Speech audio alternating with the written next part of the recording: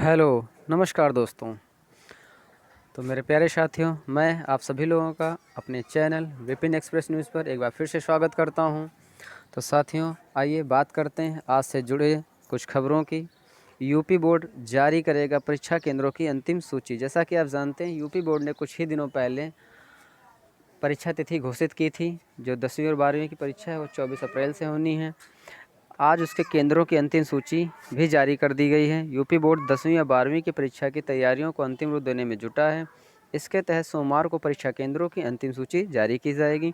Board की 10वीं व 12वीं के केंद्रों की सूची जारी करके परीक्षा से जुड़ी आगे की कार्रवाई शुरू करेगा। यूपी बोर्ड ने अब की 10वीं व 12वीं की परीक्षा के लिए कुल 8,514 केंद्र बनाए हैं। 14 फरवरी को जिला स्तर पर निर्धारित केंद्रों की सूची जारी करके आपत्तियां मांगी गई थीं।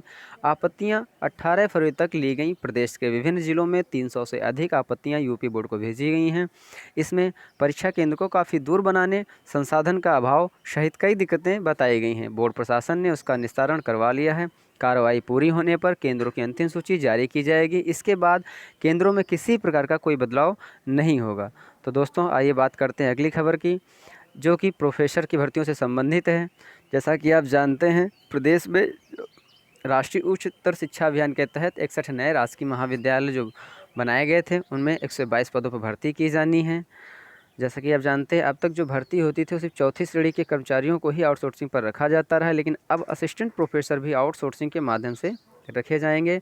प्रदेश में नए बने स्नातक एवं स्नातकोत्तर राजकीय महाविद्यालयों में प्रवक्ता अर्थात असिस्टेंट प्रोफेसर की भर्ती आउटसोर्सिंग से की जाएगी। विशेष सचिव योगेंद्र दत्त त्रिपाठी ने उच्च शिक्षा निदेशक को पत्र भेजकर इस बारे में आवश्यक दिशा निर्देश दिए हैं।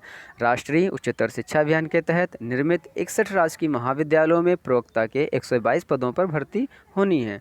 49 राजकीय महाविद्यालयों में परा स्नातक स्तर पर कला, विज्ञान एवं वाणिज्य संकाय के विषयों के लिए प्रवक्ता के 98 पद सृजित किए गए हैं। वहीं 12 राजकीय महाविद्यालयों में स्नातक स्तर पर वाणिज्य संकाय के विषयों के लिए 24 पदों का सृजन किया गया है। इसके साथ ही विशेष सचिव ने उच्च शिक्षा निदेशक को महाविद्यालयों के नाम, विषय एवं प्रस्तावित सृजित पदों की सूची भी भेजी है। विशेष सचिव ने अपने पत्र में लिखा है कि उच्च शिक्षा निदेशक सुनिश्चित करेंगे कि प्रस्तावित पद मानकों और वास्तविक आवश्यकता के अनुरूप हैं। निदेशक उच्च शिक्षा पदनाम एवं वेतन मान के संबंध में संतुष्ट हो लेंगे। पदों को तभी भरा जाएगा जब राजकीय महाविद्यालय संचालित होने की स्थिति में आ जाएंगे। आउटसोर्सिंग से भरे जाने वाले पदों के लिए सेवा प्रदाता एजेंसी का चयन नियमों के अनुरूप पारदर्शिता के साथ किया जाएगा। पत्र में यह भी कहा गया है कि इन सभी अस्थायी पदों को बिना किसी पूर्व सूचना के समाप्त न किया जाए। और आप जैसा कि देख रहे हैं, प्रमोशन के लिए 14 मार्च को परीक्षा। आइए देखते हैं क्या है। राजकीय महाविद्यालय क्षेत्रीय उच्च शिक्षा अधिकारी कार्यालय पुस्तकालय अध्यक्ष राजकीय पब्लिक लाइब्रेरी प्रयागराज में कार्यरत चतुर्थ श्रेणी कर्मचारियों की तृतीय श्रेणी में प्रोन्नति के लिए 14 मार्च को परीक्षा आयोजित की जाएगी।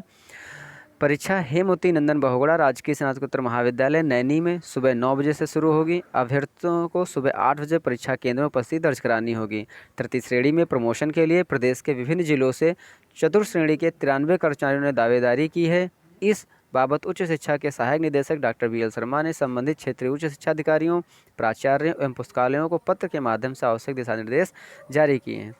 तो आइए साथियों, अब बढ़ते हैं अगली खबर की तरफ। यह खबर आप देख सकते हैं NCC कैडेटों से संबंधित है, जिसमें C सर्टिफिकेट के लिए 1681 कैडेटों ने परीक्षा दी थी। इस दौरान 71 कैडेट अनुपस्थित रहे हैं। यह परीक्षा प्रयागराज के 2 और प्रतापगढ़, फतेहपुर और अयोध्या के एक सेंटर पर हुई। इस परीक्षा में उत्तीर्ण होने वालों को सेना में अफसर बनने का मौका मिलेगा। जैसा कि इसमें देख रहे हैं, 1154 बॉयज़ कैडेट उपस्थित थे और 527 गर्ल्स कैडेट थी। प्रशिक्षण अधिकारी लेफ्टिनेंट कर्नल दामोदर PP ने बताया कि इस परीक्षा से पहले कैडेटों को 5 दिवसीय प्रशिक्षण भी दिया गया था।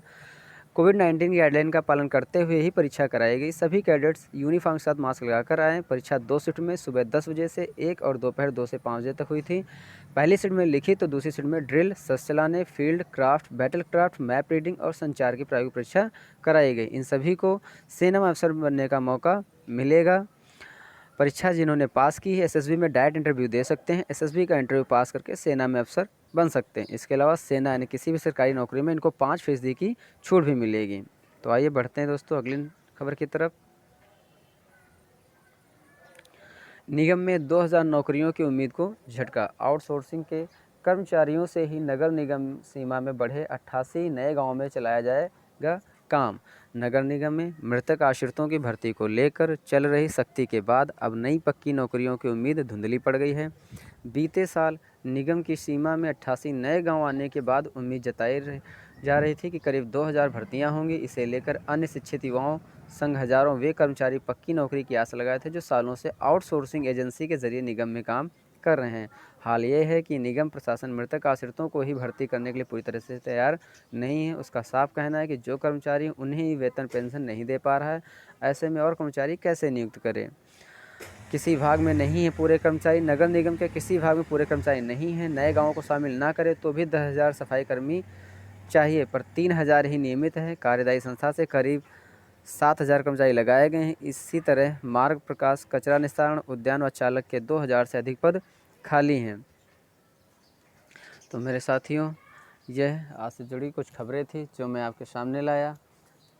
तो मेरे प्यारे साथियों, आप सभी से मेरा निवेदन है कि हमारे चैनल विपिन एक्सप्रेस न्यूज़ को अपना ढेर सारा प्यार दें, सहयोग दें और सब्सक्राइब करें, शेयर करें, लाइक करें। तो मेरे प्यारे साथियों, आप सभी का बहुत बहुत धन्यवाद। नमस्कार।